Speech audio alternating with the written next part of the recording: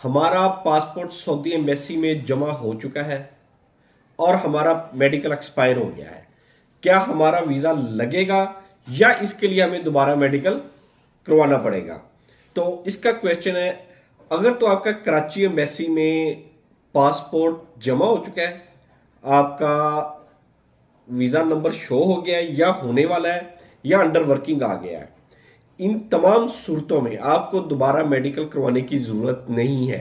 उसी मेडिकल के ऊपर आपका वीजा स्टैंप हो जाएगा। समटाइम सिचुएशन, क्योंकि पिछले 4-5 माह से सऊदी एम्बेसी की सूरत हाल कुछ ज्यादा वाजिया नहीं है, यानी कि स्टैंपिंग प्रोसेस में बहुत लेट हो रही है। तो वीजा आते आते वीजे के बाकी मामला क्लियर होते होते मेडिकल एक्सपायर होने के करीब करीब पहुंच जाता है। तो उस सूरत में क्या होता है, अगर तो ज्यादातर ये मामला कराची एम्बेसी में हो रहे हैं, इस्लामाबाद में ऐसा कोई मामला नहीं है।